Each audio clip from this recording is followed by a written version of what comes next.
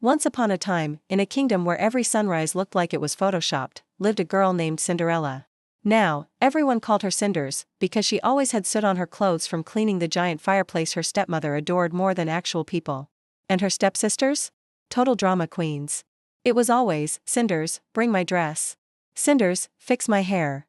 Cinders, you missed a spot. They treated her like she was their personal assistant on a zero-salary internship.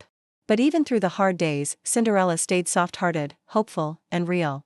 She hummed while she worked, laughed at small moments, and believed, deep in her chest, that life had better chapters waiting for her.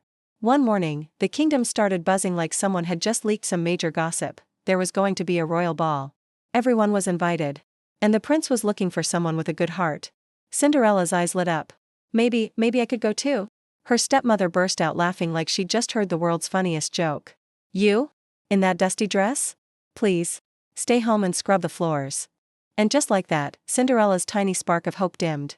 As she cried in the garden, wiping away tears with her one clean hand, a professional technique, by the way, a warm glow suddenly appeared. A gentle woman in shimmering robes stepped forward. Why the tears, child? She asked. Cinderella sniffled. I just wanted one night where I didn't feel invisible. With a kind smile, the woman waved her hand. Pumpkins started to glow.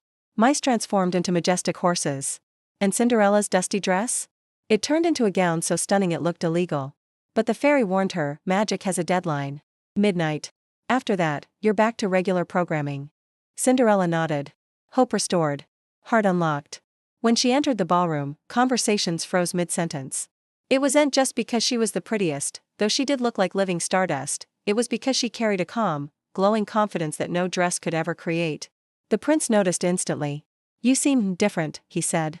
Cinderella laughed. Is that your royal pickup line?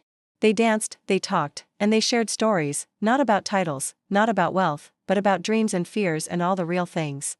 For the first time in a long time, Cinderella felt truly seen. But time does what time does. The clock ticked closer to midnight. 11:58 p.m. Her pulse quickened. I have to go, she whispered, her voice filled with urgency. No, wait, at least tell me your name, he called out. But she was already running down the palace steps, leaving behind one single glass slipper that sparkled under the moonlight. The prince searched the entire kingdom, not for beauty, but for the girl who laughed like light. When he finally reached Cinderella's home, her stepsisters practically shoved their feet into the slipper, one even tried applying oil like it was some new viral hack. But the moment Cinderella stepped forward, the slipper fit perfectly, as if it were molded from hope itself.